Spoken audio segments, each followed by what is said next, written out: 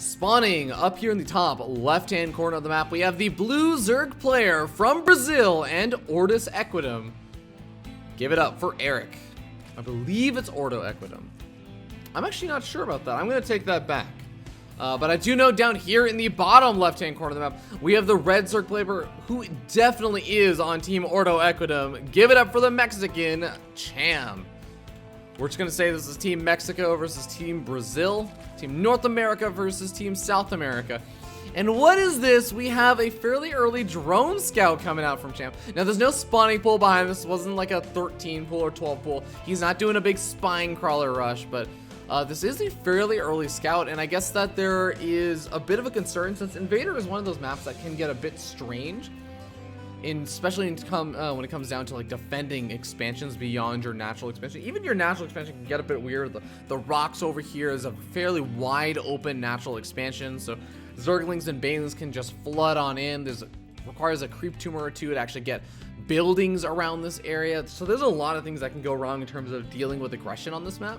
So I can kind of understand Cham wanting to play it a little bit safe and saying, okay, let me send out the early drone scout and get a good idea of what's going on. Both of these players, I think, have the potential to get fairly aggressive, but this is ZvZ.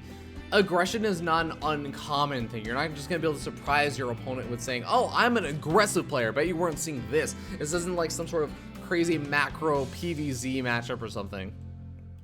Not that every PvZ has really been a macro game lately.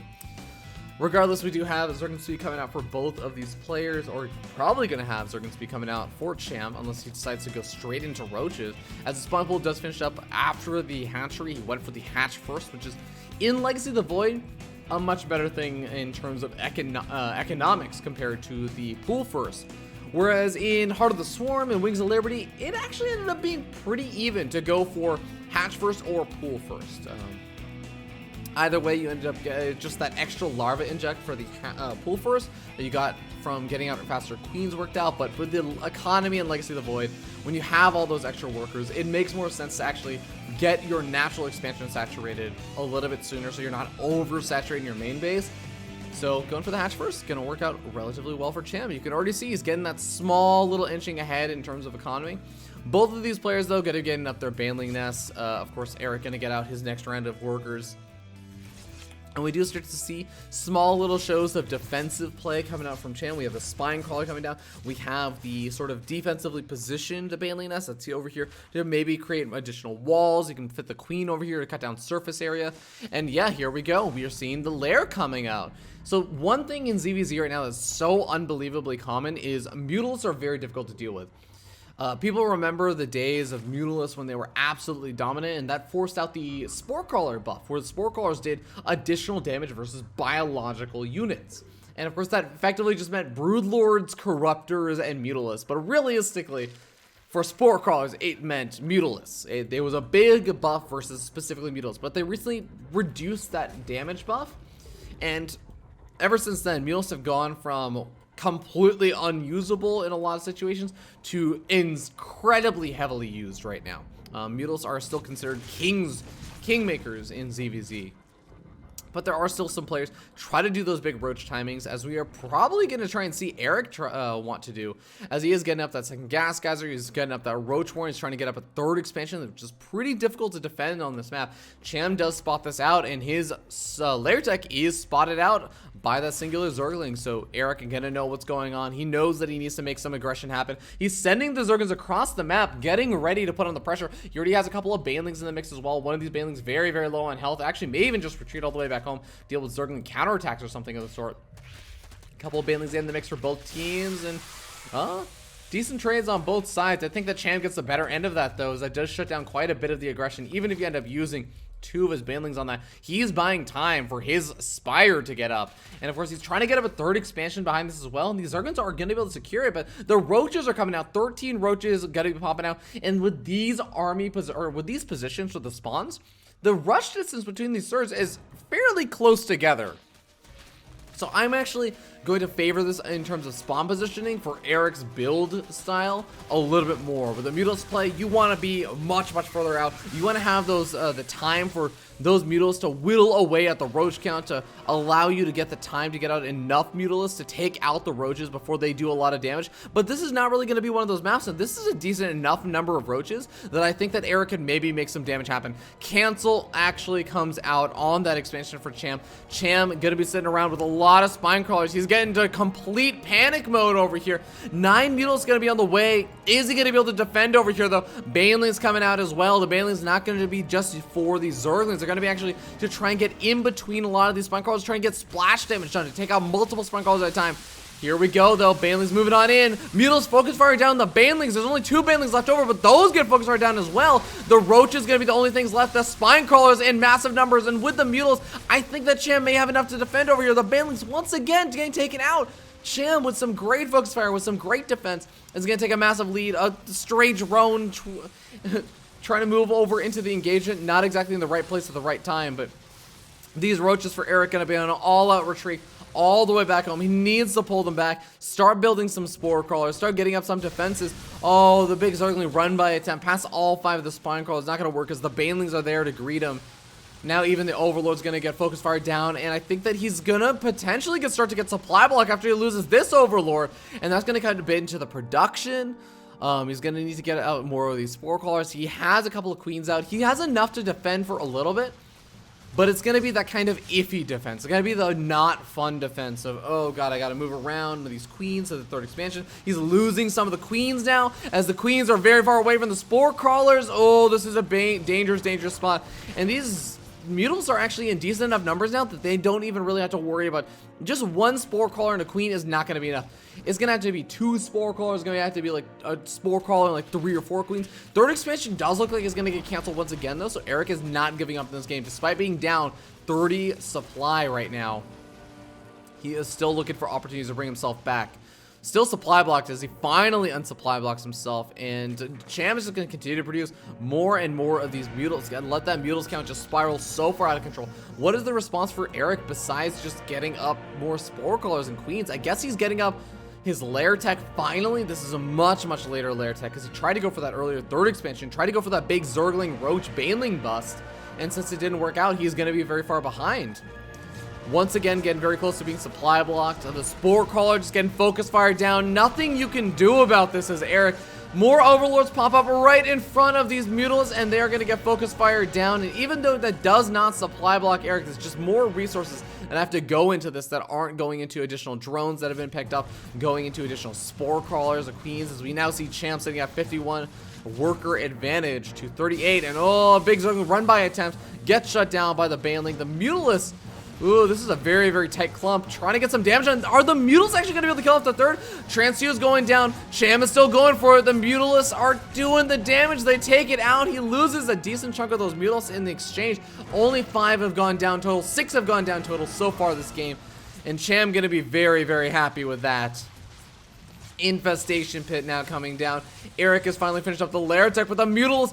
This is ridiculous. It's not something you see very often. The Mutalisks just ignore all queens. They ignore all spore crawlers and say, let's just gun down the bases themselves. Transfuse goes down on the queen, but the queens are all getting focus fire down. There's so many queens out for Erik, so I think it's still going to work out, but oh man, so many losses have been taken. The 3rd expansion going down was a massive loss, because now Cham has the army back at home to defend a 3rd expansion, whereas Erik has just been going and putting all of his resources into the Mutalisks defense, getting as many spore crawlers up as possible. He has 6 spore crawlers up, and this is not counting the 3 or 4 that have already been picked off by the Mutalisks.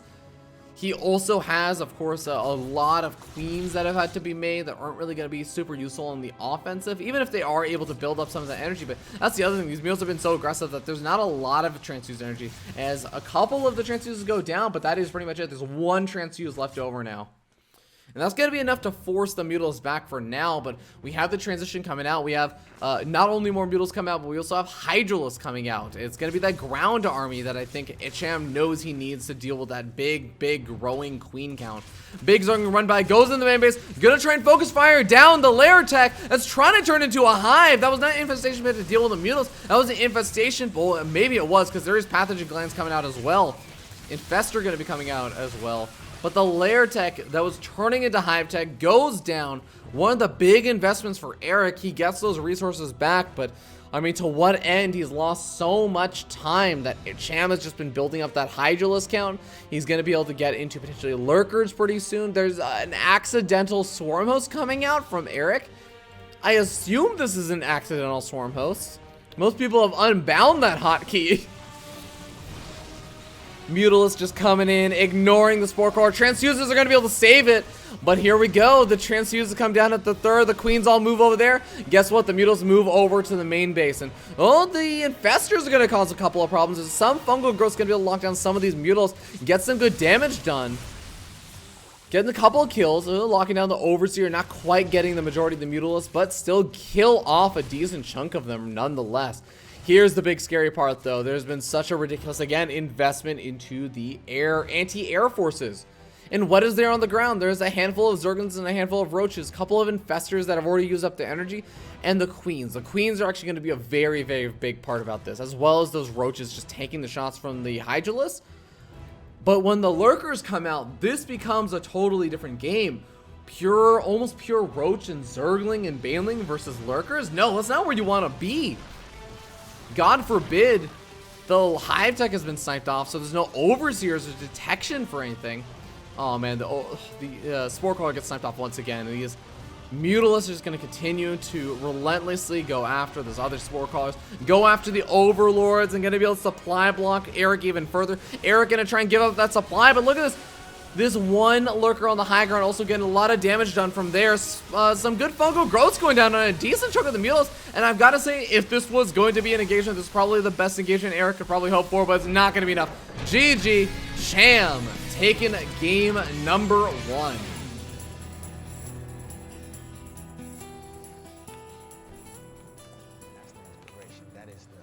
As Cham goes up 1-0.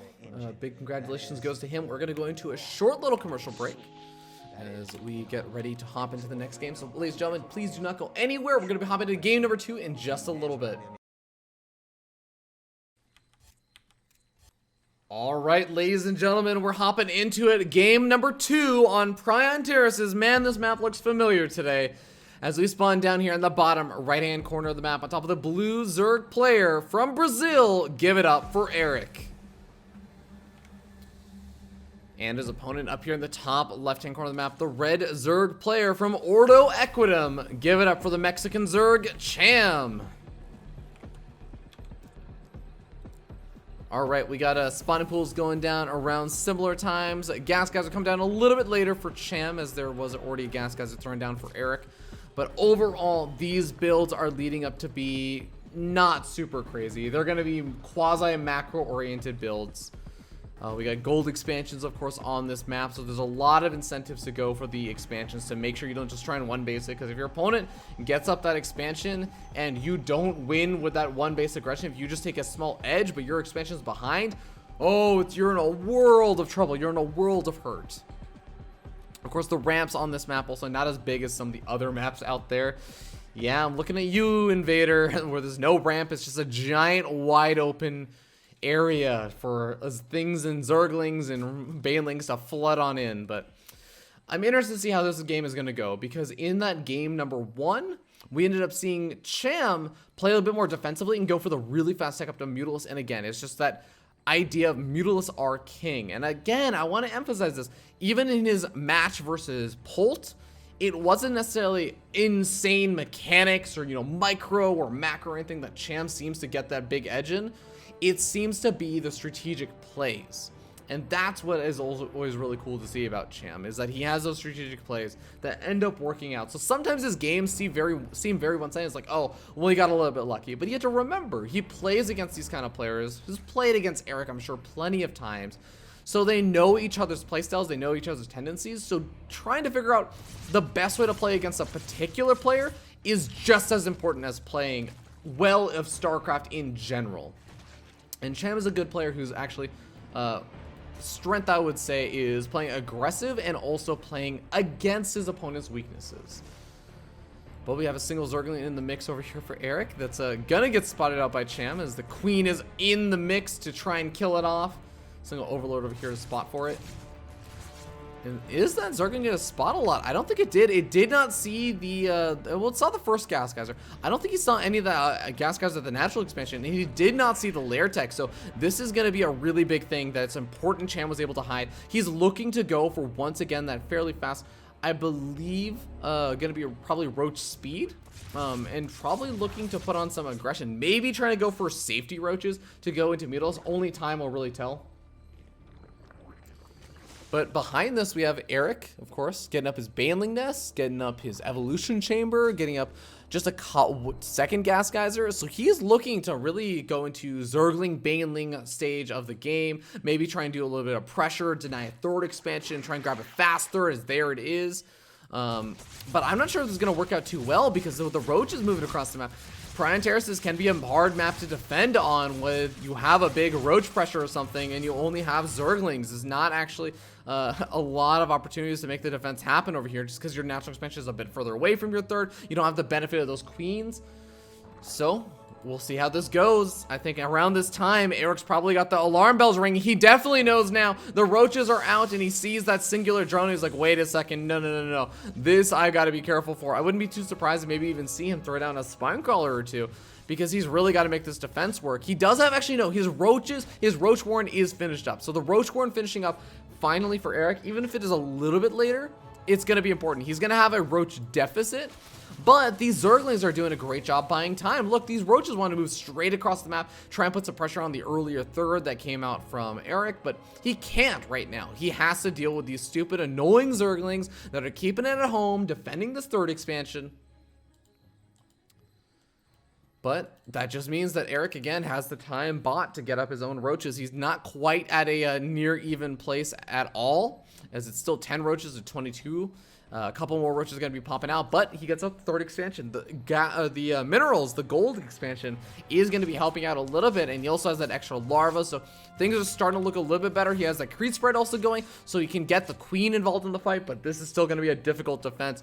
28 roaches now popping out for Cham, but of course that defender's advantage is going to be helping out quite a bit. There's not exactly 28 roaches over here just yet. It's really closer to around like 20 or so, so he still has an advantage, but the queens are in the mix as well. Cham walked his queens all the way across the map. He's going to take a massive lead in this, even as the +1 missile attacks has finished it up seconds, or I would say about 15-20 seconds before Erik's, and that's going to give him a massive advantage. Look at this. He's spiraling out of control. He was already sitting up 1-0.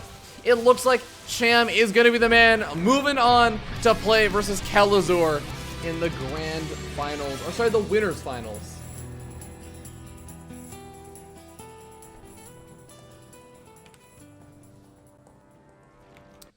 Big congratulations goes out to Cham. He has just been on a roll lately.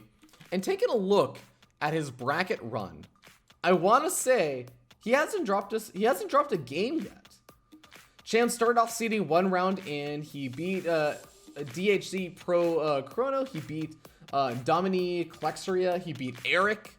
Now 2-0, and he's going to play versus Kelazur, undefeated. Now, I believe Kelazur is also undefeated, so, you know, take it with a grain of salt. Kelazur's not doing too bad himself. Kela got himself. But that's still really cool. We get to see two undefeated players face off against each other. Kelazur is definitely still going to be the favored one moving into this, but again, Cham recently beat Polt 3-2. That's a really, really big result. Polt is a very, very strong player, so if he could beat Polt 3-2 in a best of 5, going up against Kelazur, I really do actually like Cham's odds a bit better than many people will give him credit for. But taking a look, we may be going into, I guess, that match, depending on if the DreamHack stream lets us cast it. I would love to broadcast that match. Am I allowed to do winners finals, or is that served for DreamHack stream only? So we're going to find this out, whether I'm allowed to do the coverage for that. As I ask the DreamHack commentators. But if not, we can try and find another game. Okay, yeah. Sounds like they're doing one at a time.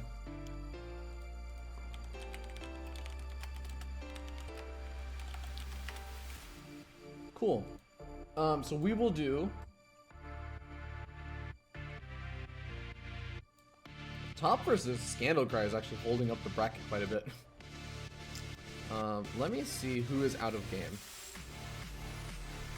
So Asus Wing also ended up beating Demonizer, which is a bit of an upset. I won't say it's a huge upset because Asus Wing and Demonizer are probably around similar-ish levels, but still really cool for Asus Wing. Demonizer I did think was going to make it a little bit further though. I'm a little bit surprised. Not a huge surprise, just like a little bit surprised. Let's see. Byrada is going to play versus the winner of Domini Plexria and the DH, I think it was D Zone Pro? DH Zone Pro? I think that's what it was. DH Zone Pro versus Dominique Plexria. Let's play versus Byrada. The winner of that will play versus Byrada. And Byrada is the player that made it all the way over to Kelazur and beat Jim Rising in the winner's bracket side of the matches. So Byrada definitely going to be one of the really strong players to be on the lookout for. Erik, of course, goes down to the losers bracket and will face off in the same side of the bracket as Jim Rising is in, as well as Asus Wing. So, kind of a scary side of the bracket. But he's going to be sitting comfortably in losers semifinals. Still has some matches and everything left over. Still has some time. Looking to see Byrada just chilling, just hanging out. Cham invited me into a game. Oh yeah, because he's playing Kelazur. Yeah, I'm not allowed to cast.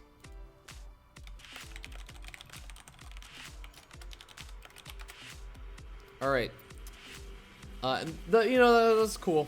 Of course, we do want to actually split up some of the coverage and make sure that more games are being broadcasted than just like everyone hopping on to what looks like potentially one of the most exciting games. And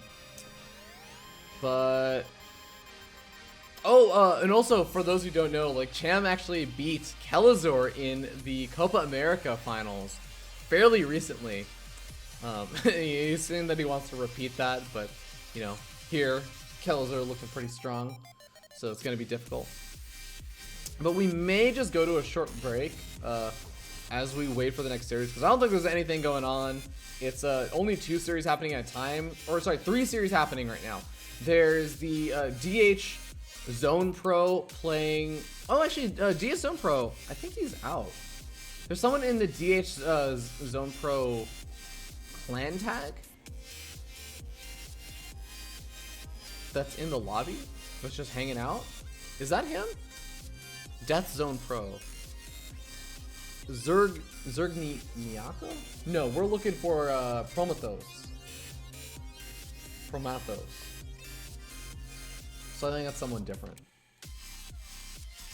I think Domini Plexria was someone in that clan. I forget. It's been an interesting day. But anyways, I will be finding our next match. Ladies and gentlemen, thank you guys so much for tuning in for as much as you have so far. We are not done yet. We're going to be hopping into the losers bracket side of things. And I will be back as soon as we have another game. So don't go anywhere. You guys are watching DreamHack Austin Latin American Qualifiers.